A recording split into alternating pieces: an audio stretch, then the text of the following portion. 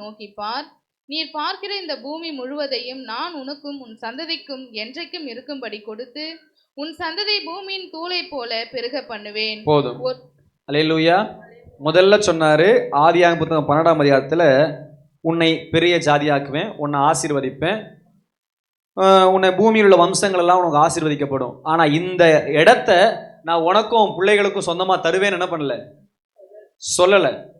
ஆனா இங்க என்ன சொல்றாரு, லோத் அவனை விட்டு பிரிந்த பின்பு அப்பொழுது கர்த்தர் ஆபிரகாமை நோக்கி, நீ எழுந்து நீ படுத்திருக்கிற இந்த பூமியை நல்லா சுத்திப்பாரு, நீ கிழக்கு மேற்கு நட, நீ நடக்கிற இந்த பூமியையும் நீ பார்க்கிற இந்த பூமியையும் உனக்கு சுதந்திரமாய் தருவேன். அப்ப இந்த ஆசீர்வாதத்தை தடை பண்ணது யாரு? லோத்து. புரிந்தவங்க ராமன் சொல்லுங்க. முதல் ஆசீர்வாதம், உன்னை பெரிய ஜாதியாக்குவேன், உன்னை ஆசீர்வதிப்பேன், உன் பேரை பெருமைப்படுத்துவேன், பூமியில் உள்ள வம்சங்கள் எல்லாம் உனக்குள் ஆசீர்வதிக்கப்பட்டிருக்கும். ஆனா லேண்டு தருவேன்னு, உனக்கும் சந்ததிக்கு இந்த பூமிக்கு இந்த நீ படுத்திருக்கிற பூமியை தருவேன்னு சொல்லல. ஏன் சொல்லல அப்படின்னா, அங்க அந்த ஆசீர்வாதத்தை தடை பண்றதுக்கு லோத்து அப்படின்ற ஒரு நபர் கூட இருந்தார். கர்த்தர் என்ன சொன்னார், உன் உன் தேசத்தையும் முதல்ல, இரண்டாவது உன் இனத்தையும், மூன்றாவது உன் தகப்பன் வீட்டையும் விட்டு நான் காண்பிக்கிற தேசத்துக்கு நீ புறப்பட்டு போ. 12ஆம் அதிகாரம் 1ஆம் வசனம் சொன்னார். முதல்ல தேசம், இரண்டாவது இனம், மூன்றாவது தகப்பன் வீடு. இதை விட்டு வெளியே வான்னாரு. அவன் தேசத்தை விட்டுட்டான், இனத்தை விட்டுட்டான். தகப்பன் வீடுன்னா தகப்பன் வீட்டில் இருக்கிற உறவுல ஒருத்தனை அவன் விடலை. 4ஆம் வசனத்தை வாசிச்சு பார்த்தீங்கன்னா, ஆதியாகமம் புத்தகம் 12:4 லோத்து அவனோடு கூட போனான். வாசிங்க. ஆனா அதுல எதையோ ஒண்ணு மட்டும் அவன் என்ன பண்ணல, செய்யல. ஆவிக்குரிய அர்த்தம் என்ன கேட்டீங்கன்னா, திரை சீலை அல்லது மூடப்பட்டிருக்கிறது. அல்லேலூயா. பிரிவு. சொல்லுங்க, லோத்துன்ற பேருக்கான அர்த்தம் என்னது? பிரிவு, திரை சீலை அல்லது மறைத்து வைத்திருக்கிறது. அதுதான் அர்த்தம். லோத்து ஆபிரகாமு கூட இருந்த போது வரைக்கும் ஆபிரகாமுடைய அடுத்த கட்ட ஆசீர்வாதம் அவன் கண்ணுக்கு தெரியல. ஆண்டவரிடத்திலிருந்து அந்த ஆசீர்வாதம் வர முடியாது, அது மறைச்சு வைக்கப்பட்டிருக்கிறது.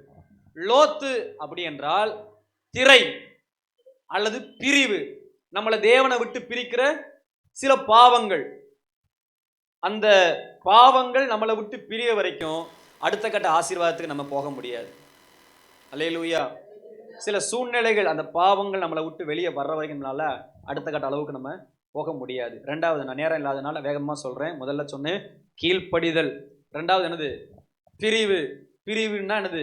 வேறு பிரிக்கப்பட்ட ஜீவியம். நான் உலகத்தோடு ஒத்து வாழ முடியாது, உலகத்தான் மாதிரி நான் ட்ரெஸ்ஸு கூட பண்ண முடியாது, உலகத்தான் மாதிரி என்னால் முடிவெட்ட முடியாது, உலகத்தான் மாதிரி என்னால் சிரிக்க முடியாது, உலகத்தான் ஆசைப்படுற விஷயத்தை ஆசைப்பட முடியாது, உலக மனுஷனுக்கு எதெல்லாம் இன்பமா இருக்குதோ அதெல்லாம் நான் இன்பமா ஏற்றுக்கொள்ள முடியாது. அல்லேலூயா. பேதுரு சொல்லுகிறார், அவர்கள் ஒரு நாள் வாழ்வை இன்பமென்று எண்ணி தங்கள் வாழ்க்கைகளை கரைப்படுத்திக் கொள்கிற ஜனங்களா இருக்கிறார்களா. என்னவா அவங்களுக்கு? ஒரே ஒரு நாள் வாழ்க்கை நிம்மதியா சேவை சொல்லுவாங்கல்ல, செத்தாலும் சாகிறேன், ஒரே ஒரு நாள் சந்தோஷமா இருந்துட்டு வாழ்ந்துட்டு செத்து போயிடணும். அது உலக மனுஷனுடைய எண்ணம். நம்ம வாழ்க்கை ஒரு நாள் வாழ்க்கை இல்லை, நித்தியத்துக்காக அழைக்கப்பட்டிருக்கிறோம். இந்த ஒரே ஒரு நாள் ஆசைக்காக, இந்த 10 நிமிஷம் ஆசைக்காக நம்முடைய வாழ்க்கையை நம்ம கரைப்படுத்திடக்கூடாது. அல்லேலூயா. வேறு பிரிக்கப்பட்ட ஜீவியம், தேவனுக்காக பிரதிஷ்டை பண்ணப்பட்ட ஒரு ஜீவியம். அந்த ஜீவியத்துல தான் கர்த்தர் ஆசீர்வதிப்பார். உடனே பிரிஞ்சிடணும். நீங்க பாத்தீங்கன்னா, நியாயாதிபதி புத்தகத்துல சிம்சோனுடைய அம்மா கர்ப்பவதியா மாறதுக்கு முன்னாடி நீ என்ன சாப்பாடையும் சாப்பிடலாம், நீ எந்த பானத்தையும் குடிக்கலாம், நீ எந்த ட்ரெஸ்ஸையும் போடலாம், என்னென்ன வேணா பண்ணிக்கலாம். ஆனா சிம்சோன் என்ற ஒரு மனிதன் உன் வயிற்றுக்குள்ள கருவா உற்பத்தி ஆகியிருக்கான்.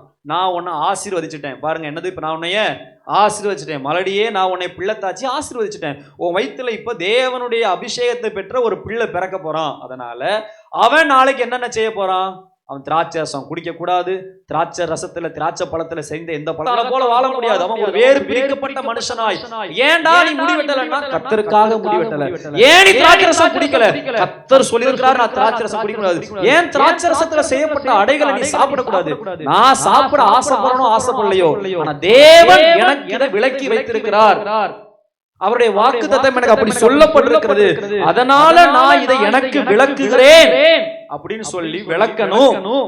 அதுதான் பிரதிஷ்டை. அப்பதான் கர்த்தர் என்ன பண்ணுவார், நம்மளை ஆசீர்வதிப்பார். இல்ல நான் எனக்கு பிரியமானபடிலாம் வாழுவேன்னா அங்க முடியாது. நல்லா பாத்தீங்கன்னா அப்படி வேறு பிரிக்கப்பட்ட பிரதிஷ்டைக்குள்ள இருக்கிற மனுஷன் ஒரு அக்கினியா இருப்பான். சிம்சோன் மேல ஒரு அக்கினி இருந்தது, அவனே ஒரு அக்கினியா இருந்தான். புது அகலினார் கயிறுகளால் அவன் கட்டினா கூட அப்படி நெருப்பு எரிஞ்சு அதெல்லாம் கருகி போயிடும். அப்படிப்பட்ட ஒரு அபிஷேகம் எப்ப நமக்கு கிடைக்கும் அப்படின்னா, நம்ம தேவனுக்காக வேறு பிரிக்கப்பட்டு, இனி நான் இதை செய்ய மாட்டேன், இனி நான் இப்படி பேச மாட்டேன், இனி நான் இப்படி பார்க்க மாட்டேன், இனி இந்த இடத்துக்கு நான் போக மாட்டேன், இனி இந்த மனுஷங்களோட நான் இணைய மாட்டேன், இனி இப்படிப்பட்ட காரியத்தில் என்னுடைய மனதை நான் வைக்க மாட்டேன்னு சொல்லி ஒரு பிரித்தெடுக்கப்பட்ட ஜீவியத்துக்குள்ள வரணும். அப்பதான் கர்த்தர் நம்மள ஒரு அபிஷேகத்துல வைப்பார். அல்லேலூயா.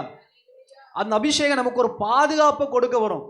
அந்த அபிஷேகம் தான் நம்ம வாழ்க்கையில இருக்கிற அந்த ஆசீர்வாதங்களை பாதுகாக்கும். அப்படி இல்லைன்னா பிசாசு உள்ள பூந்து எல்லாத்தையும் திருடிட்டு போயிடுவான். எத்தனை புரியுது உங்களுக்கு? அல்லேலூயா. வேறு பிரிக்கப்பட்டிருக்கணும். நான் இதை செய்ய போறது கிடையாது அப்படின்ட்டு. எல்லாருக்கும் தெரியும், ஆதியா சங்கீத புத்தகத்துல ஒரு வசனம் இருக்குது. என்னது? கர்த்தருடைய வேதத்தில் பிரியமா இருந்து இரவும் பகலும் தியானமா இருக்கிற மனுஷன் பாக்கியவான். எத்தனாவது வசனம்? 1வது வசனமா? டக்குன்னு எடுத்து பாருங்க. 1வது வசனமா? அது போடல. எத்தனாவது வசனமா போட்டிருக்குது? 2வது வசனம். கர்த்தருடைய வேதத்தில் பிரியமாயிருந்து இரவும் பகலும் தியானமா இருக்கிற மனுஷன் பாக்கியவான், அவன் செய்வதெல்லாம். ஆனா எப்படி போட்டிருக்கணும்? முதல்ல இந்த வசனத்தை போட்டுட்டு தானே அடுத்தது நீ என்ன பண்ணக்கூடாது?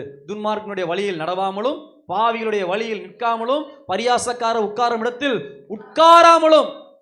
வேதத்தை வாசிச்சாதான் அதை செய்ய முடியும்னு நினைக்கிறோம்ல, அப்படி கிடையாது. ஒரு ஆவிக்குரிய மனுஷனுடைய வாழ்க்கையில இந்த துன்மார்க்கன், இந்த பாவி, இந்த பரியாசக்காரன், இவன் அவனை விட்டு பிரியாவிட்டால் என்னதான் இவன் பைபிளை படிச்சாலும் அவனால கர்த்தருடைய வழியில நடக்க முடியாது. அதனாலதான் ஆவியானவர் சங்கீதக்காரனுக்கு சொல்லும் போது, முதல்ல நீ வேதத்தை வாசிக்கிறத விட ஆவிக்குரிய வாழ்க்கையில போக்கஸ் பண்றதை விட நீ எங்க போக்கஸ் பண்ணணும்?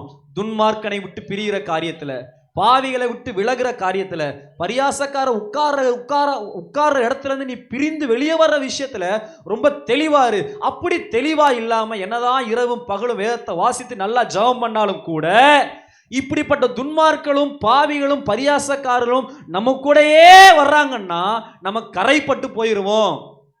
அதனால தான் லோத்து ஆபிரகாமோடு பயணித்து வந்த பொழுது அடுத்த கட்ட ஆசீர்வாதத்தை குறித்து ஆபிரகாம் இடத்துல தேவனால் பேச முடியவே இல்லை.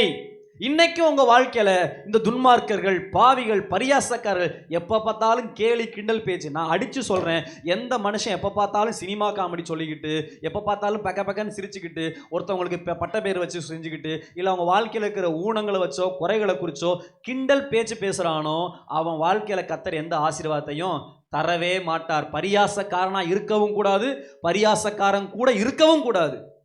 சொல்லுங்க, பரியாசக்காரனா இருக்கவும் கூடாது, பரியாசக்காரன் கூடவும் இருக்கக்கூடாது. அவர்களை விட்டு பிரிந்து வெளியே வரணும். அப்ப பிரிந்து வந்தா நீங்க இருக்க இடத்துல கர்த்தர் உங்களை உயர்த்துவார். நீங்க செய்யற வேலையில கர்த்தர் அடுத்த கட்டத்தை உயர்த்துவார். ஆபிரகாம் எந்த தேசத்தில் இருந்தானோ அந்த நிலத்தை அவன் சுதந்திரமாய் பெற்றுக்கொள்வதற்கு தடையா இருந்தது யாரு? லோத்து. அந்த போல நீங்க செய்யற வேலையில, நீங்க படிக்கிற படிப்புல அடுத்த கட்ட ஒரு உறுதியான ஒரு உயர்வு பாருங்க. கண்ணுக்கு தெரிந்த அவ்வளோத்தையும் கர்த்தர் அவனுக்கு சுதந்திரமா கொடுத்தார். எப்ப? லோத்து நம்மளை விட்டு பிரியணும். தேவனுக்கு பிரியமில்லாத மனிதர்கள், தேவனுக்கு பிரியமில்லாத காரியங்கள். நான் ஊழியத்துக்குள்ள வர்றதுக்கு முன்னாடி எனக்கு ஏகப்பட்ட நண்பர்கள் இருந்தாங்க, ஏகப்பட்ட நண்பர்கள். நான் வீட்டிலேயே தங்காத ஒரு மனுஷன். எப்போ பார்த்தாலும் ஃபுட்பாலு அது இதுன்னு கேம்ஸ்ன்னு வெளியவே சுற்றிக்கிட்டு இருப்பேன். நிறைய ஃப்ரெண்ட்ஸு.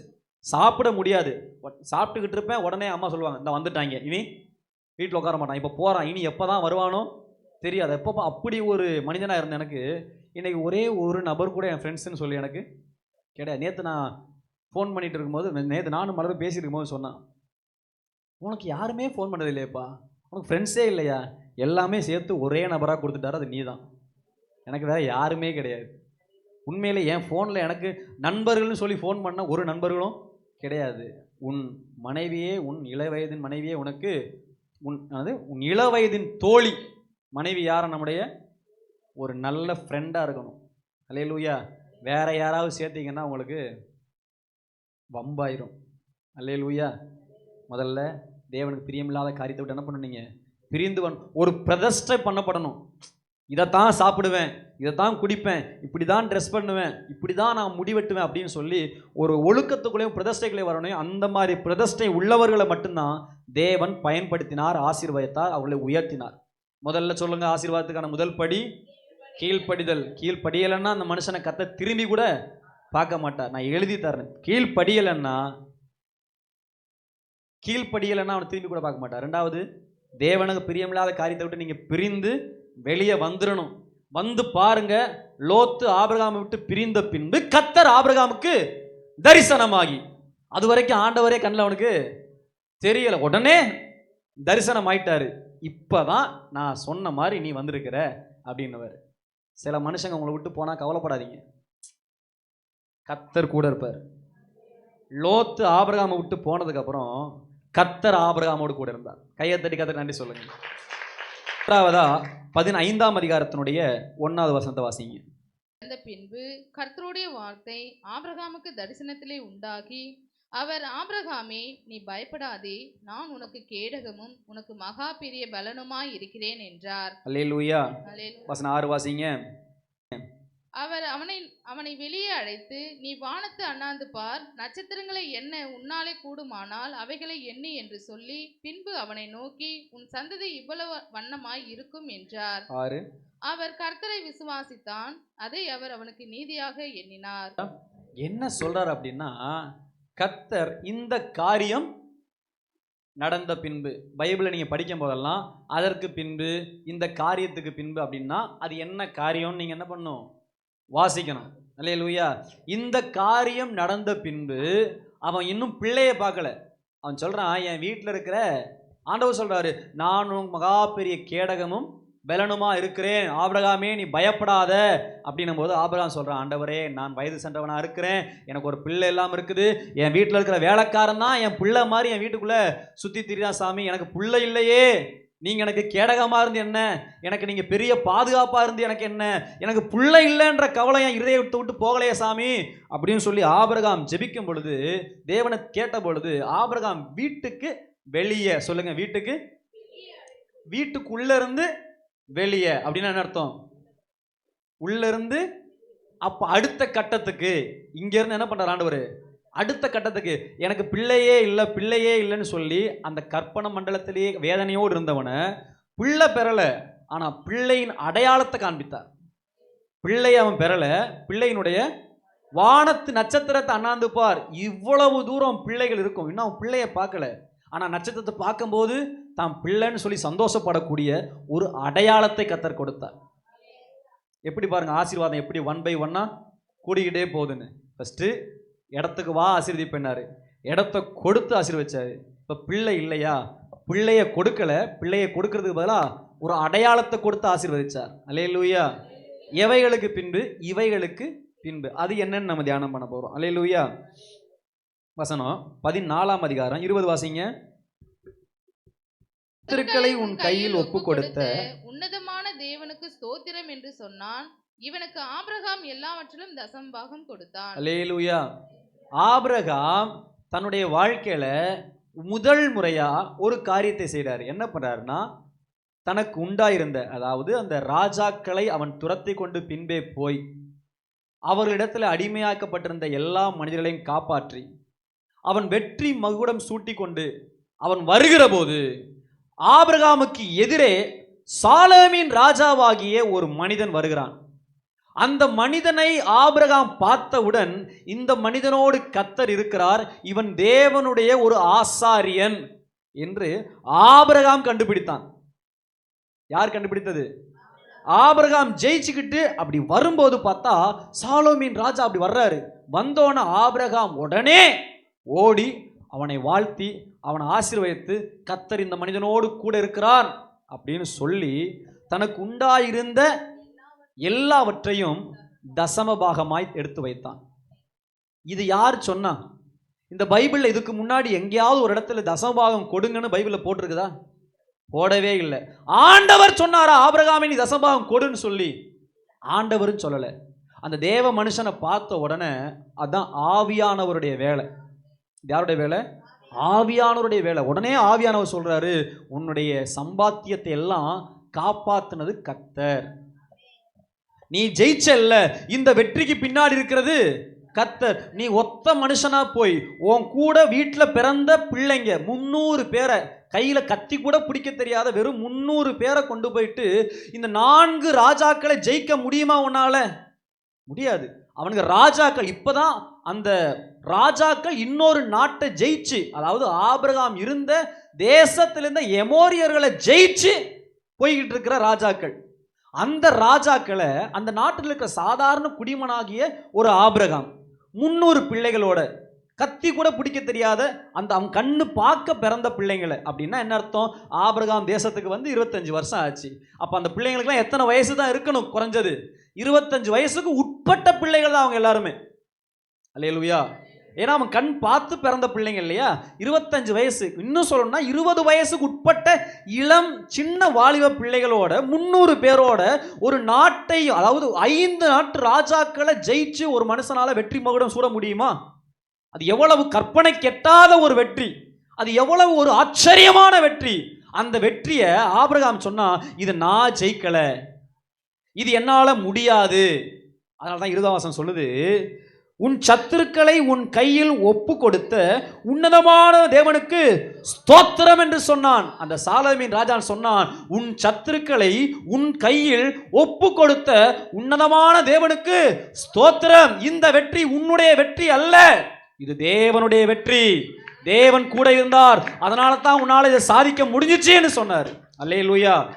இது என்ன அர்த்தத்தை காட்டுகிறது? நம்ம வாழ்க்கையில நம்ம சம்பாதிக்கிற பலன், நம்ம வாழ்க்கையில் இருக்கிற பணம், இது எதுவுமே நம்ம பலத்துல முடியாது. அல்லேலூயா. தேவன் பலன் தரணும். தேவன் பலன் தந்தாதான் நம்மளால சம்பாதிக்கவே முடியும். தேவன் அந்த சம்பாத்தியத்துல கூட இல்லை, தேவனுடைய அனுகிரகம் நம்மளோட கூட இல்லைன்னா நம்மளால அந்த வெற்றியை, அந்த சம்பாத்தியத்தை கொண்டு வந்து வீட்டில் வச்சு சம்பாதிக்க முடியாது. ஒரே ஒரு சின்ன நோய் தூக்கிட்டு போயிடும். அரையாளத்தில், தச்சூரில் தொடர்ந்து பார்த்தீங்கன்னா திருட்டு நடக்குது. அரையாளத்தில் 2 இடத்துல, ஒரு இடத்துல 16 பவுன், இன்னொரு இடத்துல 10 பவுன், யார் திருடினாலே தெரில. இன்னொரு இடத்துல பார்த்தீங்கன்னா பையூர், நம்ம தச்சூரில் ஒரு அக்கா வீட்டில் 10 பவுன் நகை.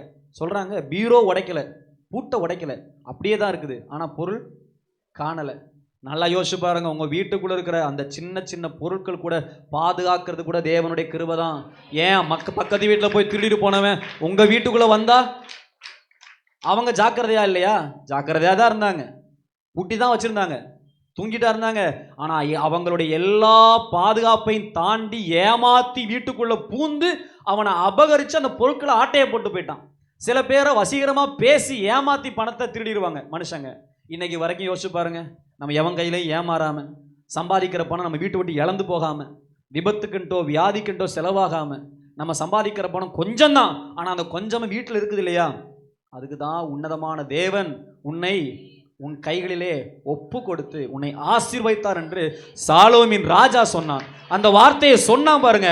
அப்ப ஆபிரகாம் தெரியுது, அப்ப இந்த சம்பாத்தியம், இந்த ஜெயம், இந்த வெற்றி யாரால வரல? என்னால வரல. அப்ப இந்த தேவனுக்கு நான் இந்த வெற்றியிலிருந்து ஒரு பகுதியை எடுத்து கர்த்தருக்கு கொடுக்க போறேன் அப்படின்னு தன் இருதயத்தின் தீர்மானத்தை எடுத்தான். இதுதான் இந்த முழு பைபிள்லையுமே தசமபாகம் என்கின்ற முதல் வார்த்தை வருகிற இடம். இதை கர்த்தர் சொல்லல, கர்த்தர் ஒரு தேவம், அதாவது அந்த சாலோமின் ராஜா என்பது யாருக்கு அடையாளமா இருக்கிறான் என்றால் மெல்கிதேசேக்குக்கு அடையாளமா இருக்கிறான், உன்னதமான தேவனுக்கு அடையாளமா இருக்கிறான், ஆவியானவருக்கும் இயேசு கிறிஸ்துவுக்கும் அடையாளமா இருக்கிறான். அந்த வார்த்தையை கர்த்தர் சொன்ன உடனே ஆபிரகாம் தீர்மானம் எடுக்கிறான், நான் என்ன பண்ணணும்? கர்த்தருக்கு 10ல் 1 எடுத்து வைக்க வேண்டும். ஏன் அதை வைத்தான் என்றால் அதுக்கு மேறு வசனத்தை பார்த்தீங்கன்னா, சாலோமின் ராஜா ஆபிரகாம் எதிர்பட்டு அவனுக்கு திராட்சை ரசத்தையும் அப்பத்தையும் கொடுத்தான். அல்லேலூயா. அங்க திராட்சை ரசமும் அப்பமும் கொடுக்கப்படுற இடத்துல ஆபிரகாம் தன்னுடைய தசமபாக காணிக்கைகளை கொடுத்தான். நேரம் இல்லை, குறிச்சு கொள்ளுங்க, வீட்டில் தியானம் பண்ணுங்க. உபாகமம் புத்தகம் 8ஆம் அதிகாரத்தினுடைய 17, 18 வசனம் சொல்லுகிறது, இந்த சம்பாத்தியத்தை நான் என்னுடைய ஞானத்தினால் என்னுடைய பலத்தினால் நீ சம்பாதித்தேன் என்று சொல்லாதிருப்பாயாக. இந்த ஐஸ்வர்யத்தை சம்பாதிக்கிறதுக்கு பலன் தந்த கர்த்தர். சம்பாதிக்கிறதுக்கு வேலை இருக்கலாம், சம்பாதிக்கிறதுக்கு திறமை இருக்கலாம், சம்பாதிக்கிறதுக்கு வாய்ப்புகள் இருக்கலாம், ஆனால் உடம்புல பலன் இல்லைன்னா சம்பாதிக்கவே முடியாது. அதனால தான் சொல்றாரு, உன்னை சம்பாதிக்க வைப்பதற்கான பெலன் தந்த கர்த்தர் ஸ்தோத்திரம். அல்லேலூயா. இந்த வருஷம் உள்ள நம்மளை சம்பாதிக்கிறதுக்கு நல்ல பெலனை தந்த தேவனுக்கு கரங்களை தட்டி ஸ்தோத்திரம் பண்ணுவோம். நல்ல உற்சாகத்தோட, இயேசுவே உமக்கு நன்றி நன்றி நன்றி நன்றி. ஆக இந்த காரியத்தில் உள்ள ஆவிக்குரிய அர்த்தம் என்ன? ஆபிரகாம் சாலேமின் ராஜாவுக்கு தசம பாகங்களை கொடுத்து அவன் வெற்றியை சூடி கொண்ட பொழுது இவைகளுக்கு பின்பு அவன் தேவ மனிதனை கனம் பண்ணிய பின்பு அவன் பார்க்காத ஆசீர்வாதத்தை பார்க்க ஆரம்பித்தான். அல்லேலூயா.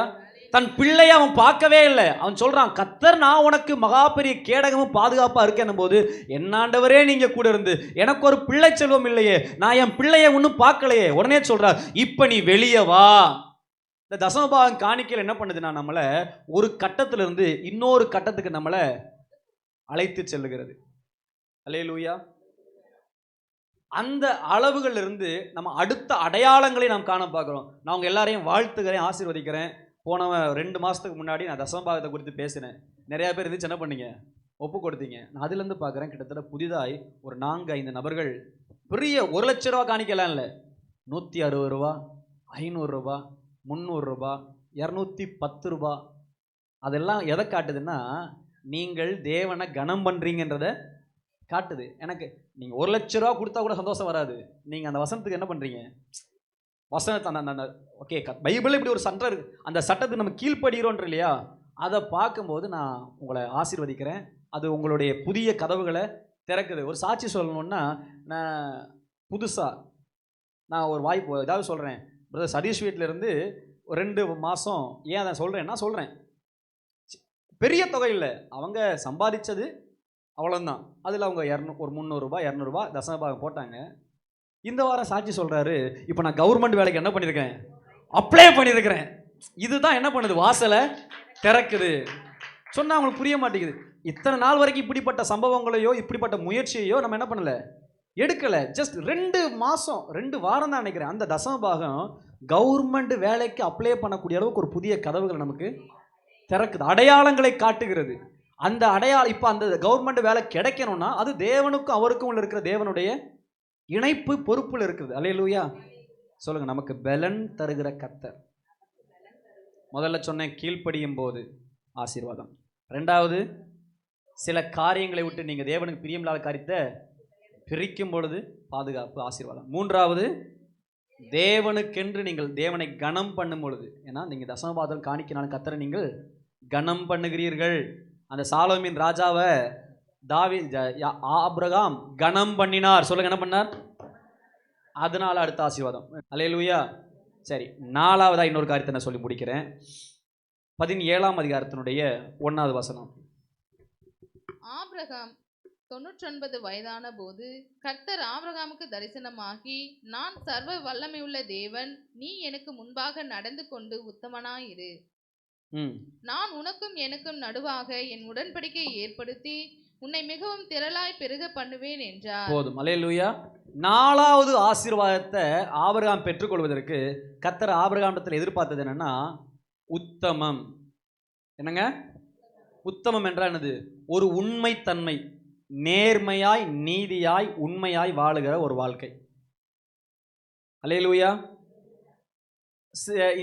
ஒரு சினிமா பாட்டு இருக்கு பாருங்க, தர்மம் தக்க சமயத்தில். நீங்க பாடினதுனால உங்களுக்கு மட்டும் தான் தெரியும்ல, எல்லாருக்கும் நிறையாவே தெரியும். நம்ம ஏன்டா மணி கட்டணும் அப்படின்ற மாதிரி நீங்க மாட்டிக்கிட்டீங்க. அல்லேலூயா. சரி, உங்களுக்கு தெரியாதா? நல்லாவே தெரியும். அந்த ஒரு சாதாரண உலக மனுஷன் சொல்றான், தர்மம் தலை காக்கும், தக்க சமயத்தில் உயிர் காக்கும். இது பைபிள்ல இருந்து ஆட்டை போட்டது தான். இது பைபிள் அப்படி தான் போட்டிருக்குது. அல்லேலூயா. தேவனுடைய வசனம் சொல்லுது, ஆபிரகாமுடைய 4வது கட்ட ஆசீர்வாதத்துக்கு அவனிடத்துல கர்த்தர் எதிர்பார்த்தது உத்தமம். எத்தனை வயசுல ஆபிரகாமுக்கு? 99 வயசு. 99 வயசு. ஒரு கிழவன்கிட்ட கூட கர்த்தர் ஒரு உண்மையையும் நேர்மையையும் ஒரு பரிசுத்தத்தையும் எதிர்பார்க்கிறார். ஏதோ வாலிப பிள்ளைங்க மட்டும் கிடையாது. முதிர் வயதான போது, வயசு சென்ற போது கர்த்தர் அவனிடத்தில் அதை எதிர்பார்த்தார். அல்லேலூயா. சில பேர் சொல்லுவாங்கல்ல, அது அப்படிதான் பேசிட்டு இருக்கும், என்னாச்சு அதுக்கு? வயசாயாச்சு. யாரோ ரீசெண்டாக சொன்னாங்க, என் வீட்டில் ஒரு பாட்டி அப்படி தான் கத்திட்டு இருக்கேன், என்ன பண்ணுறது, வயசாயிடுச்சு விட்டுரு. அப்படி கிடையாது. நீதிமான் முதிர் வயதிலும் புஷ்டியும் பசுமையுமா இருப்பான். அல்லேலூயா. முதிர் வயதில் கூட கர்த்தருடைய அனுகிரகம் அவங்க மேலே இருக்கணும். நம்ம பிள்ளைகளுக்கு ஆசீர்வாதமாக இருக்கணும். நம்ம ஒரு பட்டணத்துக்கு ஆசீர்வாதமாக இருக்கணும். நம்ம ஒரு தேவனுக்கு நீதியாக இருக்கணும். அது தேவன் எதை எதிர்பார்க்குறேன்னா உத்தமம். சொல்லுங்கள், உத்தமம் உங்கள் குடும்பத்தை காப்பாற்றும். நீங்கள் பைபிளில் உத்தமத்துக்கு நல்ல எடுத்துக்காட்டு யாருன்னா யோபு. யோபு உத்தமனாக இருந்தபடினால அவனையும் அவனுக்கு உண்டான எல்லாவற்றையும் கர்த்தர் ஆசீர்வதித்தார், அதை பாதுகாத்தார், வேலி அடைத்தார். பிசாசு அந்த குடும்பத்துக்குள்ளே எந்த சேதத்தையும் கொண்டு வர முடியலை. நீங்கள் எந்த காரியத்தில் நல்லா புரிஞ்சுக்கொள்ளுங்க, உங்களுக்கு ஏதாவது ஒன்று கிடைச்சா கூட அது ஒரு நேர்மையான வழியில் வரட்டும். ராமேன்னு சொல்லுங்களேன். அநீதியத்தின் கூலியை அவன் ஏற்றுக்கொண்டான். யாரு? அநீதத்தின் கூலியினாலே அவன் ஒரு நிலத்தை சம்பாதித்தான்னு போட்டிருக்குது. சம்பாதிக்க முடியும். அநீத ஒரு நேர்மை இல்லாத வழியிலையும் பணம் சம்பாதிக்க முடியும். 4 பேரை ஏமாத்தியும் பணம் சம்பாதிக்க முடியும்.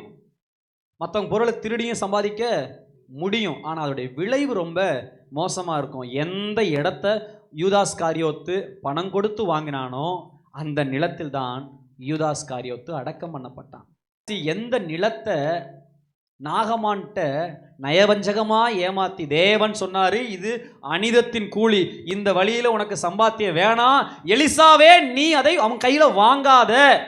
ஏனென்றால் அவன் ஒரு சமாரியா தேசத்தினுடைய படைத்தலைவனாக இருக்கிறான். பல பேரை கொன்று குவிச்சு ரத்த சம்பாதிச்ச பணம் அவன் கையில் இருக்கிற பணம். அவன் கையில் இருக்கிற பணம் மாத்திரம் இல்லை, அந்த வெள்ளி தட்டு, அந்த வெண் வஸ்திரம், அவன் மேலே இருக்கிற ஆடைகள் எல்லாம் சாபம் இருக்கிறது, அதை நீ தொடாதன்னு சொன்னார். உடனே எலிசா சொன்னார், இதை நான் வாங்காதபடி கர்த்தர் என்னை தடை பண்ணினா, இதை எனக்கு தராத, நான் வாங்க மாட்டேன்ட்டார். கேயாசி அவன் கூடயே போகிறான். போய் சொல்கிறான், எங்கள் எஜமான் இதெல்லாம் வாங்கிட்டு வர சொன்னார். ஏனென்றால் அங்கே நிறைய வாலிப பிள்ளைங்க இருக்கிறாங்க. எங்கள் ராஜா, எங்கள் எஜமான் ஒரு தீர்க்கதரிசியினுடைய தலைவராக இருக்கிறார். அங்கே நிறைய பிள்ளைங்க படிக்கிறாங்க, அவங்களுக்கு நல்ல ட்ரெஸ் வேணும், நிறைய பணம் தேவை, அந்த வெள்ளிப்பட்ட தனத்தை தாங்க. நீங்கள் எத்தனை காரியத்தை நியாயமாக நினச்சி நீங்கள் அதை வாங்கினாலும் நேர்மை இல்லாத வழியில் வருவது அது சாபந்தான். அது ஏதோ ஒரு வகையில் நம்ம வாழ்க்கையில் பொத்தலான பைய மாற்றிரும். ஆகாய் புத்தகத்தில் இருக்குது, நீங்கள் அதிகமாய் சம்பாதித்து லாபம் வரும் என்று நினைக்கிறீர்கள், ஆனால் அதை நீங்கள் எங்கே தான் போடுறீங்க? பொத்தலான பையில் போடுவதை போல. பொத்தலான பை ஓட்ட பையில் போட்டால் தாங்குமா? அப்படி தான் நேர்மையான அந்த அநீதத்தின் கூலி. சரியில்லாத வழியில் வர்ற பணம் ₹1 கூட நமக்கு அது வேணாம். ஒருவேளை நீங்கள் ரசிக்கப்பட்டவங்களா இருப்பீங்க, நீங்கள் நல்ல ஆவிக்குரிய பிள்ளைகளாக இருப்பீங்க, நீங்கள் உங்கள் கையில் கரைப்படாமல் இருப்பீங்க. உங்கள் வீட்டில் உள்ள பிள்ளைகள், இல்லை உங்கள் அப்பா, இல்லை உங்கள் கணவன் மனைவி, அவங்க கையிலேருந்து வர்ற பணம் எப்படி வரும் நமக்கு அது தெரியாது. அதையெல்லாம் நீங்கள் ஜெபம் பண்ணி தான் வாங்கணும். உடனே என்ன பண்ணணும்? அதை நீங்கள் வீட்டில் வந்தோன்னே சம்பாதித்து அதை கையில் வாங்கி பரிசுத்தப்படுத்தி ஜெபிக்கணும். ஆண்டவரே, இந்த பணத்தில் யாரையாவது காயப்படுத்தியிருந்தா, இந்த பணத்தில் சாபம் இருக்குமண்ணா, இந்த பணத்துக்கு பின்னாடி ஏதாவது ஆண்டவரே தேவனுக்கு பிரியமில்லாத காரியமாக இருந்தால் என்ன பண்ணுங்க, நீங்கள் அதை மன்னிங்க, அதை பரிசுத்தப்படுத்துங்க. நாயை விற்ற பணத்தை நீ காணிக்க பெட்டியிலே போடாதே. காணிக்க பெட்டியில் போடுற பணம் கூட அது எவ்வளவு கனமும் எவ்வளவு நேர்மையும் நீதியின் வழியில் வரணுன்றதெல்லாம் பைபிள் சில சட்டம் வகுத்து வைத்திருக்கிறது. அல்லேலூயா. எத்தனை பேர் ஆண்டவர் பேசுகிறார்? அப்படி ஜெபம் பண்ணுங்க. ஆண்டவரே, நீங்கள் என்னை ஆசீர்வதிக்கணும், அது நேர்மையான வழியில் வரணும், அந்த ஆசீர்வாதம் தான் எனக்கு முக்கியம். அப்படி கேட்கணும் நீங்கள். அல்லேலூயா. தேவன் ஆபிரகாமை ஆசீர்வதித்தார், அவர் ஆசீர்வதிப்பார். நீங்கள் பணத்தை குறித்து ஒன்றும் கவலைப்படாதீங்க. செல்வம் அது கர்த்தருடைய கரத்தில் உண்டு. வேற வழியில் நிறைய பணம் வரும், மனுஷங்களுக்கு நிறைய வரும், ஆனால் முடிவு ரொம்ப வேதனையாக இருக்கும். தேவனுடைய வழியில் கொஞ்சம் தான் வரும், ஆனால் அது உங்களுக்கு திருப்தியாக இருக்கும், தேவைக்கு மீறி போதுமானதாக இருக்கும். எத்தனை பேர் ஆண்டவர் பேசுகிறார்? கர்த்தருடைய ஆசீர்வாதமே ஐஸ்வர்யத்தை தரும், அதோடு கூட வேதனை. கர்த்தருடைய வழியில் வர்ற பணம் உங்களுக்கு வேதனையா மாறாது, வேதனையா அது ஆகாது. இன்னொன்று, உங்கள் வாழ்க்கையில் வேதனை வராதபடி அது தடுத்து நிறுத்தும். அல்லேலூயா. எவ்வளோ வந்து என்ன, அது நமக்கு எவ்வளோ ஆசீர்வாதமாக இருக்குன்றதானே ரொம்ப முக்கியம். அல்லேலூயா. கர்த்தர் நம்மளை ஆசீர்வதிப்பார், நம்மளை ஆசீர்வாதமாய் மாற்றுவார். கரங்களை தட்டி கர்த்தருக்கு நன்றி சொல்லுங்க. அல்லேலூயா. பாருங்க, 17ஆம் அதிகாரத்தில் 1ஆம் வசனத்தில், எனக்கு முன் உத்தமமாயிரு. யாருக்கு முன்னாடி? யாருக்கு முன்னாடி சொல்லுங்க? யாருக்கு முன்னாடி? சபையில் பாஸ்டருக்கு முன்னாடி இல்லை, பக்கத்தில் இருக்க விசுவாசிகளுக்கு முன்னாடி கிடையாது. தேவனுக்கு முன்னாடி. சொல்லுங்க. அப்படி ஒரு தெளிவு உங்களுக்கு இருந்துச்சுன்னா நீங்க எந்த இடத்துலையும் ஜெயிக்க முடியும். ஒரு உதாரணம் சொல்றேன் பாருங்க. தாவீது 1000 10,000 ஜனங்கள் கூடியிருந்த பொழுது ஒத்தை மனிதனாய் ஒரு சின்ன கல்லை வச்சு கோலியாத்தை கொன்னு தலையை வெட்டி ஊரெல்லாம் கையில தலையோட போனான். ஜனங்கள் பார்த்தார்கள், பராக்கிரமசாலி. சவுல் கொன்றது 1000, தாவீது கொன்றது 10,000 10,000 அப்படின்னு சொல்லி பயங்கரமா சந்தோஷப்பட்டாங்க. ஆனா அந்த தாவீது பட்சைபால் என்ற ஒரு சின்ன பொண்ணுகிட்ட தோத்து போயிட்டான். ஏன்? வீரம் இருந்தது, உத்தமம் இல்லை. வீரம் இருந்தது. ஆனா யோசேப்பு அடிமையா இருந்தான், வேலைக்காரனா இருந்தான், அந்த பெண்ணை ஜெயிச்சான். ஏனென்றால் கர்த்தருடைய கண் அவனோடு கூட இருக்கிறது. அவன் யாருக்கு முன்னாடி உத்தமமாய் நடக்க பிரியப்பட்டான் என்றால் தேவனுக்கு முன்பாக. போத்திபாருடைய மனைவிக்கு முன்னாடி அல்ல, போத்திபாருக்காக அல்ல, கர்த்தருக்கு முன்பாக. உன் புருஷனுக்காக நான் அவனை தொடமாட்டேன்னு சொல்லலை, நான் கர்த்தருக்கு முன்னாடி உத்தமமா இருக்கிறேன். எவ்வளோ பெரிய வார்த்தை பாருங்க.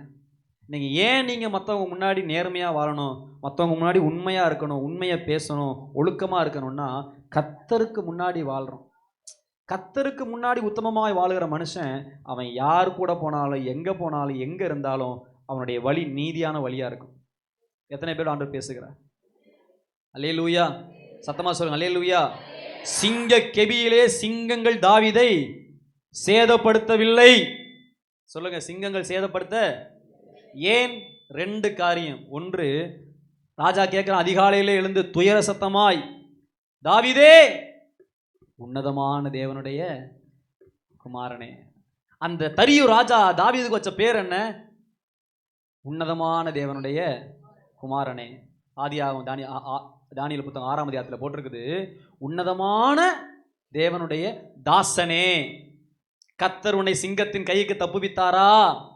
உடனே சொல்றான், ராஜாவே நீர் வாழ்க, ஆம் கர்த்தர் என்னை சிங்கங்கள் சேதப்படுத்தாதபடி தம்முடைய தூதனை அனுப்பி காப்பாற்றினார். உத்தமமா வாழும் பொழுது தேவ தூதர்களை நமக்கு காவலா கர்த்தர் அனுப்புவார். அவன் சொல்றான், நான் தேவனுக்கு முன்பாக முதல்ல, 2வது ராஜாவாகிய உமக்கு முன்பாகவும் நான் உத்தமமாயிருந்தேன். யாருக்கு முன்னாடி? தேவனுக்கு முன்னாடியும் உத்தமமா இருந்தேன். ராஜாவாகிய உமக்கு முன்பாகவும் நான் நீதிகேடு செய்யவில்லை, ஆனபடினால் கர்த்தர் என்னை காப்பாற்றினார். அந்த ஆசீர்வாதம் தான் ரொம்ப முக்கியம் நமக்கு. எத்தனை பேர் எத்தனை காரியத்தை நமக்கு பின்னாடி எதிர்த்து குழி வெட்டினாலும் கூட ஒன்றும் நம்மை சேதப்படுத்தாது. ஏன்னா தானியேல் சொல்றாரு, சிங்கங்கள் என்னை சேதப்படுத்தவில்லை. ராமேன் சொல்லுங்க, சேதப்படுத்தாதுன்னு சொல்லுங்க, எந்த சேதமும் வராதுன்னு சொல்லுங்க. என் வீட்டுக்குள்ள சேதம் வராது, என் பிள்ளைகளுக்குள்ள சேதம் வராது, என் வாழ்க்கையில சேதம் வராது, என் தொழிலில் சேதம் வராது. என் பிள்ளைகள் கர்த்தருடைய சமூகத்தில் பச்சையான ஒளியமர கன்றுகளா இருப்பார்கள். அவர்களை சேதப்படுத்த கர்த்தர் விடமாட்டார். எது உத்தமம்? உத்தமம் பதவி உயர்வை தரும். ராமன் சொல்லுங்க, என்னத்தை தரும்? உடனே ராஜா சொன்னான், இந்த சாஸ்திரிகள் எல்லாருக்கும் மேல தானியேலை கர்த்தர் உயர்த்தினார். என்ன சொல்லுதுங்க? சொல்லுங்க, உயர்த்தினார். உத்தமம் உங்களுக்கு என்னத்தை கொண்டு வரும்? பதவி உயர்வு. 17ஆம் அதிகாரத்தினுடைய 1ஆம் வசனத்துல 99 வயதுல உத்தமனாருன்னு சொன்னார் இல்லையா? அதே அதிகாரத்தினுடைய 17 18 வாசிங்க. 16 15 16. உன் மனைவி சாராயை இனி சாராய் என்று அழையாதிருப்பாயாக, சாராள் என்பது அவளுக்கு பேரா இருக்கு. நான் அவளை ஆசீர்வதித்து அவளாலே உனக்கு ஒரு குமாரனை தருவேன். அவள் ஜாதிகளுக்கு தாயாகவும் அவளாலே ஜாதிகளின் ராஜாக்கள் உண்டாகவும் அவளை ஆசீர்வதிப்பேன் என்றார். போதும். அல்லேலூயா. பதவி உயர்வு. என்ன உயர்வு? சாராய் சாராள். புரியுமா? சொல்லட்டுமா? சூப்பர்வைசர் இப்ப மேனேஜர். அல்லேலூயா. வாட்ச்மேன் இப்ப பர்மனன்ட் வேலை. அடையாளம் மாறுது பாருங்க. சாராய் இப்ப சாராள். சொல்லுங்க, சாராய் சாராள். சாராய்னா தாயானவள், சாராள் என்றால் ஜாதிகளின் தாயானவள். எத்தனை பேர் புரியுது உங்களுக்கு? சும்மா ஆண்டவர் சொல்ல மாட்டார், நீங்க உத்தமமா இருந்தால் உங்களுக்கு என்ன கிடைக்கும்? உன் பேர் உறுதிப்படும். நீங்க செய்கிற இடத்துல, நீங்க இருக்கிற இடத்துல, உங்க வேலைகளில், உங்க குடும்பத்துக்குள்ள கர்த்தர் உங்க பேரை உறுதிப்படுத்துவார். உங்களை இல்லாம ஒருத்தன் தாலி கட்ட மாட்டான் அவன் குடும்பத்துக்குள்ள. அல்லேலூயா. ஞாயிற்றுக்கிழமை வர முடியாது, ஆனால் கல்யாணத்தை நிப்பாட்டு, திங்கக்கிழமை வச்சுக்கோ, அக்கா வரணும், அண்ணன் வரணும், தம்பி வரணும்னு சொல்லி உறுதிப்படுத்துவார். ஏன் வேணாமா உங்களுக்கு? கை தட்டி ராமன் சொல்லுங்களேன். எவன் கல்யாணம் பண்ணா என்ன, எவன் செத்தா என்ன, நமக்கு சோறு வந்தா போதும், அப்படி இருக்கக்கூடாது. அல்லேலூயா. சாராய் சாராள். ஏன்? இன்னைக்கிலிருந்து நீ கர்ப்பவதியா மாற போற. கையை தட்டி கர்த்தருக்கு ஸ்தோத்திரம் பண்ணுங்க. இன்னையிலேருந்து நீ கர்ப்பவதியாய் மாற போகிறாய். நீங்க என்டையர் த பைபிளை ஃபுல்லா இந்த 17ஆம் அதிகாரத்துக்கு முன்னாடி ஃபுல்லா வாசிச்சு பார்த்தீங்கன்னா கடவுளுடைய மொத்த கான்வர்சேஷன் யாரோட தான் இருக்கும்? ஆபிரகாம் கூட தான். கர்த்தருடைய பேசு, தரிசனமாகிறது, வாக்குத்தத்தங்கள், வெளியே வா நான் நட்சத்திரத்தை காட்டுறேன், எல்லாத்தையும் யார்கிட்ட தான் பேசியிருந்தாரு? ஆபிரகாம்கிட்டே பேசினாரு. ஃபர்ஸ்ட் டைம் டைரக்டா இப்போ யார்கிட்ட வர்றாரு? சாராள்கிட்ட வர்றாரு. ஆபிரகாம் மேலே இருந்த அந்த ஆசீர்வாதம், வாக்குத்தத்தமும் இப்போ யார் மேலே வருது? இதுக்கான ஆவிக்குரிய அர்த்தம் என்ன? இதுவரைக்கும் ரட்சிக்கப்பட்டு தேவனை தரிசித்து தேடின நீங்க இப்போ உங்க கணவன் தேடுவதை பார்ப்பீங்க. ஆபிரகாமுடைய பேர் எப்பயோ மாறிடுச்சு. ஆபிரகாம் பேர் எப்போ மாறிடுச்சு? முன்னாடியே அது ஆபிரகாமா மாறிடுச்சு. பட் சாராயுடைய பேர் என்ன வரல. இன்னும் உங்க புருஷன் பேர் குமாராவே இருக்குதா? காபிரியெல்லாம் மாற்ற வேண்டிய நேரம் வருது. ஒரு அல்லேலூயா சொல்லி கைத்தட்டி சோத்திரம் பண்ணுங்க. ஆமென். உங்களுக்கு போய் சொன்ன பாருங்க. அல்லேலூயா. மாற்றம் வரும். எப்ப? சாராள் கர்த்தருக்கு முன்பாக உத்தமமாய் நடந்ததல்ல, ரட்சிக்கப்பட்ட நீங்க கர்த்தருக்கு முன்பாக உத்தமமாய் நடந்தா ஆட்டோமேட்டிக்கா கணவனுடைய பேர் மாறும், மனைவியோட பேர் மாறும், பிள்ளைகளுடைய பேர் மாறும், தலையெழுத்து மாறும், வாழ்க்கை மாறும், சூழ்நிலை மாறும். எல்லா காரியத்திலையும் கர்த்தர் ஒரு மாற்றத்தை கொடுப்பார். அவங்க கிட்ட எதிர்பார்க்கல, ரட்சிக்கப்பட்ட நம்ம கிட்ட எதிர்பார்க்கிறார். அல்லேலூயா. நம்ம இங்க உத்தமமா நடக்கும்போது கர்த்தர் டைரக்டா சாராயிட்ட சொல்றாரு, இதுக்கப்புறம் அவன் பொண்டாட்டி என்னன்னு கூப்பிடாத, சாராயின்னு கூப்பிடாத, சாராள்னு கூப்பிடு, அவள் ஜாதிகளை வயித்துல சுமந்துகிட்டு இருக்கிறாப்பா அப்படின்றாரு. அல்லேலூயா. அடுத்த அதிகாரத்தை அடுத்த வருஷம் பார்த்தீங்கன்னா அவ வாசிங்க, அது நல்லா தான் இருக்கும். 17 ஆபிரகாம் முகம் குப்புற விழுந்து நகைத்து 100 வயதானவனுக்கு பிள்ளை பிறக்குமோ, 90 வயதான சாராள் பிள்ளை பெறுவாளோ என்று தன் இருதயத்திலே சொல்லிக்கொண்டு 18 இஸ்மவேல் உமக்கு முன்பாக பிழைப்பானாக என்று ஆபிரகாம் தேவனிடத்தில் விண்ணப்பம் பண்ணினான். ஆபிரகாம் யாரும் சொல்றோம்? விசுவாசத்தின் தகப்பன். எப்படிப்பட்ட விசுவாசம் பாருங்க. உன் பொண்டாட்டியை நான் ஆசீர்வதிச்சு உன் பொண்டாட்டிக்கு நான் ஜாதிகளை தரப்போறேன், அவன் பிள்ளைகளை பெறப்போறும் போது அவன் சைலண்டா சொல்றான், ஆண்டவரே, சிரிச்சுட்டான். நம்புற மாதிரி உனக்கு கர்த்தர் யாராச்சும் என்ன உங்களை என்ன சொல்லி ஆசீர்வதிக்கிறேன்னு தெரியல, உங்க மூஞ்ச பார்த்தாலும் ஆசீர்வதிக்கிற மாதிரியே தெரியல. சொல்றேன், இப்ப இப்படி இருக்கீங்களா, உங்க கணவனை கர்த்தர் ஆசீர்வதிச்சு ஊழியக்காரன் ஆக்குனாரு அப்படின்னா என்ன பண்ணுவீங்க நீங்க? இப்ப கைத்தட்டல என்ன பண்ணீங்க? நகைச்சிட்டீங்க. ஏன் ஏன் ஏன் ஏன் சிஸ்டர் சிரிச்சிங்க? முடவனுக்கு கொம்பத்தின் மேல ஆசையா? இது எப்படி நடக்கும்? அது என் புருஷன் ரட்சிக்கப்பட்டாருனாலே எனக்கு ஹார்ட் அட்டாக் வருது, ரெண்டாவது ஞானஸ்தானம் எடுத்தா அதை விட பெரிய ஹார்ட் அட்டாக், இப்ப மூணாவது எங்க இருக்குது? நீங்க சொன்ன மாதிரி வெள்ளையும் சொல்லியமா தான் போறாரு, அவர் வேலை அப்படி.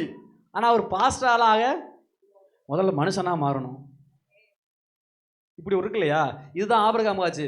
சாராள் புள்ள பெறுவா, அவளுக்கு ஜாதிகளின் தகப்பனா, அவளை தாயா நீ நம்பு, பேரை மாத்தி. இதுக்கப்புறம் என்ன பண்ணு? சாராள் ஜாதிகளின் தாயே அப்படி சொல்லுன்னு சொல்லும் போது ஆபிரகாம் முதல்ல என்ன வச்சான்? சிரிப்பு வந்துச்சான். அடா போங்காண்டவரை, 100 வயசு உள்ள கிழவி நாங்க எப்படி பிள்ளை பிறப்போம்? வேணா என் வீட்டில் ஒரு இஸ்மவேல் ஒருத்தர் இருக்கிறான், ஆகாருக்கு பிறந்த பிள்ளை, அவன் உமக்கு முன்பாக. எவ்வளவு தூரம் ஆபிரகாமுக்கு இது நடக்கவே நடக்காதுன்ற அவநம்பிக்கை அவன் மனசுக்குள்ள இருக்குன்னு யோசிச்சு பாருங்க. அல்லேலூயா.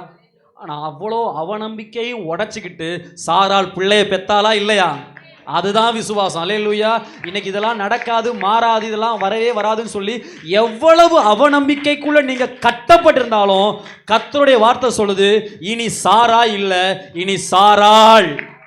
கர்த்தர் உறுதியாய் தருவார். கண்ணை மூடி கையத்தட்டி ஒரு நிமிஷம் சொல்லுங்க, எல்லாம் உறுதிப்படும், மாற்றம் உண்டாகும். கர்த்தருடைய ஆசீர்வாதமே என் வாழ்க்கையில அதை கொண்டு வரும்.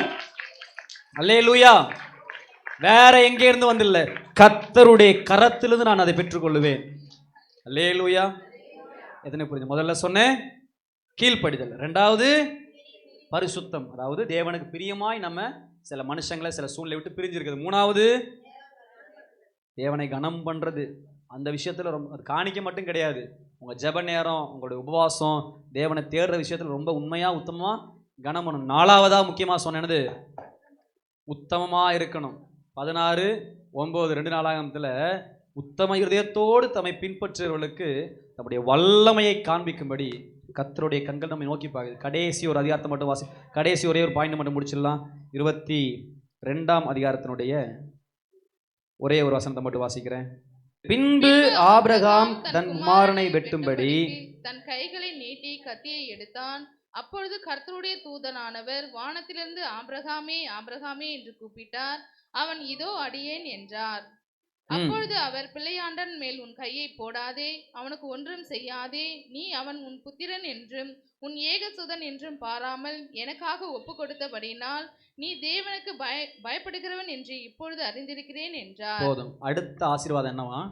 தேவனுக்கு பயப்படணும், முதல்ல கீழ்ப்படியணும், தேவனுக்காக பிரதிஷ்டையின் வாழ்க்கையில பிரிந்து வாழணும், மூணாவது கர்த்தருக்கு முன்பாக கனம் பண்ணணும், நாலாவது உத்தமமா இருக்கணும், ஐந்தாவது கீழ்ப்படுகிறது மாத்திரமில்ல பயப்படியணும். கீழ்ப்படியலாம், அது ஒரு லெவல், பயப்படுறது அது இன்னொரு லெவல். எத்தனை வயசுல? 25 வருஷமா கடவுளை பின்பற்றின ஆபிரகாம்கிட்ட கர்த்தர் எதை எதிர்பார்க்கிறாரு? நீ பயப்படுறியான்னு எதிர்பார்க்கிறாரு. இந்த காரியத்தை நிமித்தம் நீ கர்த்தருக்கு பயப்படுகிறவன் என்று அறிந்திருக்கிறேன். அவர் சில விஷயத்த சோதிப்பாரு, நம்ம கர்த்தருக்கு பயப்படுறோமா பயப்படலையா அப்படின்றத சில காரியத்தை அனுப்பி நம்மளை சோதிப்பாரு. அந்த சோதனையில ஆபிரகாம் கொண்டு வந்து பிள்ளையை கடத்திட்டான். கர்த்தாவே உம்முடைய வார்த்தைக்கு நான் என்ன பண்றேன், 12ஆம் அதிகாரத்தில் கீழ்ப்படிந்தேன், பட் 22ஆம் அதிகாரத்தில் பயப்படுகிறேன். கையத்திற்கு கர்த்தரை சோதனம் பண்ணுங்க.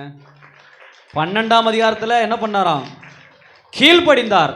22ஆம் அதிகாரத்தில் அதே வார்த்தைக்கு கீழ்ப்படுகிறது மாத்திரமல்ல, இப்போ நான் பயப்படுகிறேன். ஆவிக்குரிய உன்னத முதிர்ச்சி. அல்லேலூயா. அன்னைக்கு கீழ்ப்படிஞ்சு வந்தார், ஆனால் இன்னைக்கு அதே கீழ்ப்படிதலோடு கூட, அதே பிரதிஷ்டையோடு கூட, அதே கனம் பண்ணுகிறதோடு கூட, அதே தேவனுக்கு உத்தமமாய் வாழ்வதோடு கூட பயபக்தியாய் ஜீவித்தார். அதனால சொல்றாரு, நான் உன்னை ஆசீர்வதிப்பேன். அதுக்கப்புறமா முதல்ல ஆபிரகாம் மேல இருந்த வாக்கு தத்தம், அதுக்கப்புறம் சாராள் மேல வந்த வாக்கு தத்தம், இப்ப தாம் பிள்ளை மேல வருது. இதுதான் ஃபர்ஸ்ட் டைம் ஈசாக்கு மேல அந்த வாக்கு தத்தத்தை கர்த்தர் ரிலீஸ் பண்ற இடம் அங்கதான் இருக்குது. அல்லேலூயா. எங்க இருக்குது? வாசிங்க, 17 வாசிங்க. நான் உன்னை ஆசீர்வதிக்கவே ஆசீர்வதித்து உன் சந்ததியை வானத்து நட்சத்திரங்களைப் போலவும் கடற்கரை மணலைப் போலவும் பெருக பண்ணுவேன் என்றும் உன் சந்ததியார் தங்கள் சத்துருக்களின் வாசல்களை சுதந்திரித்துக் கொள்வார்கள் என்றும் நீ என் சொல்லுக்கு கீழ்ப்படிந்தபடினால் உன் சந்ததிக்குள் பூமியில் உள்ள சகல ஜாதிகளும் ஆசீர்வதிக்கப்படும் என்றும் என் பேரில் ஆணையிட்டேன் என்று கர்த்தர் சொல்லுகிறார். இப்ப பிளஸிங் எப்படி ஆயிடுச்சான்? ப்ராமிஸா மாறிடுச்சு. சத்தியமா நீ ஆசீர்வதிக்கப்பட்டு தான் ஆகணும், ஏன்னா இப்ப டிக்ளேர் ஆயிட்ட. அல்லேலூயா. பிள்ளை உனக்கு இடம் தருவேன்ற ஆசீர்வாதம் இல்லை, முதல்ல உன்னை ஆசீர்வதிப்பேன்ற ஆசீர்வாதம். ரெண்டாவது, நீ இருக்கிற இடத்தையே உனக்கு ஆசீர்வாதமாக மாற்றுவேன்ற ஆசீர்வாதம். மூன்றாவது, அந்த ஆசீர்வாதத்தில் நீ உறுதியாக நிலைச்சிருப்பேன்ற ஆசீர்வாதம். நாலாவது, உனக்கு இருக்கிற ஆசீர்வாதம் மனைவிக்கு வரும்ன்ற ஆசீர்வாதம். ஐந்தாவது, உன் மனைவிக்கு உனக்கு இருக்கிற ஆசீர்வாதம் உன் பிள்ளையின் மேலேயும் வரும்ன்ற ஆசீர்வாதம். அல்லேலூயா. கர்த்தர் ஆபிரகாமை சகல காரியத்திலே ஆசீர்வதித்தாருன்னா அவனையும் அவன் குடும்பத்தையும் அவனுக்கு உண்டான எல்லாவற்றையும் ஆசீர்வதித்துக்கிட்டே வந்தார். இன்னைக்கு இருக்கிற முஸ்லீம் சொல்கிறாங்க, உங்களுடைய மூதாதையர் யாரு, நீங்கள் யாரோட ஆர்ஜின் அப்படின்னு கேட்டால் என்ன சொல்லுவாங்க? ஏப்ரஹாம் அப்படின்றாங்க. சரி, யூதர்கள் நீங்கள் யாருடைய ஆர்ஜின் அப்படின்னு என்ன சொல்கிறாங்க? ஆபிரகாம். சரி, கிறிஸ்தவர்கள் நீங்களெல்லாம் யாருடைய ஆர்ஜின் கேட்டால் ஆபிரகாம். இந்த உலகத்திலேயே 3 மிகப்பெரிய இனம், முஸ்லிம்ஸ், கிறிஸ்டியானிட்டி, ஜூட்ஸ். இந்த 3 பேருடைய ஜீவ ஜனமா இருக்கவன் யார் தான்? ஆபிரகாம். கர்த்தர் சொன்னதை நிறைவேற்றினாரா இல்லையா? அல்லேலூயா. எத்தனை பேர் நம்புறீங்க? சும்மா உங்களை ஆசீர்வதிப்பார்னா அது பொய். எதனால உங்களை ஆசீர்வதிச்சார்ன்றது தான் முக்கியம். முதல்ல சொல்லுங்க, கீழ்ப்படிஞ்சா பேரை பெருமைப்படுத்துவார். அல்லேலூயா. பிரதிஷ்டை பரிசுத்தமாக வாழ்ந்தா நீங்கள் இருக்கிற இடத்துலையே உங்களுக்கு சொந்தமாக கொடுப்பாரு. மூன்றாவதா, கர்த்தரை கனம் பண்ணினால் கர்த்தர் உங்களுக்கு அடையாளத்தை காட்டுவார். அல்லேலூயா. நீங்கள் யாருன்றதை காட்டுவார், உங்கள் சத்துருக்கள் பார்க்கும்படி காட்டுவார். ஐந்தாவதா, உத்தமமாய் வாழ்ந்தால், சொல்லுங்க, உத்தமமாய் வாழ்ந்தால் தேவன் என்ன பண்ணார்? உங்களுக்கு பாதுகாப்பாக இருப்பார். உங்களுக்கு மகா பெரிய கேடகமும் பெலனுமா இருப்பேன். உங்கள் பேரை உறுதிப்படுத்திடுவார். பெருமைப்படுத்துறது வேற, உறுதிப்படுத்துறது வேற. அல்லேலூயா. அதாவது அங்கே பெருமையாக பேசுவாங்க, இங்கே கன்ஃபார்ம் பண்ணிடுவாங்க, இவன் தான்ப்பா லீடர். ஆறாவதா, தேவனுக்கு பயப்படும் பொழுது அந்த ஆசீர்வாதம் முழு குடும்பத்தையும் ஆசீர்வதிக்கும். ஆபிரகாம் செத்ததுக்கு அப்புறமும் ஆபிரகாமின் ஆசீர்வாதங்கள் ஈசாக்கு மேலே நிலைச்சிருந்துச்சு. அதனால தான் பலிபீடத்தில், ஈசாக்க பலிபீடத்தில் ஒப்பு கொடுக்க சொன்னார். இந்த காரியத்தில் நீ கீழ்ப்படுகிறியா? பிள்ளைக்காக இத்தனை வருஷமாக ஆசைப்பட்ட, பிள்ளை கொடுத்துட்டேன், இப்போ நீ எனக்கு கீழ்ப்படுகிறியான்னு டெஸ்ட் பண்ணார். அப்பவும் ஆபிரகாம் பாஸ் பண்ணிட்டான். ரொம்ப ஆழமான செய்தி, உங்களுக்கு புரிஞ்சான்னு தெரியல, இலகுவாக தான் இருக்குது. புரிந்தவங்களுக்கு கர்த்தருக்கு ஸ்தோத்திரம். கரங்களை உயர்த்துவோமா? இருங்கடத்தில் முழங்கால் படுவோமா? கரங்களை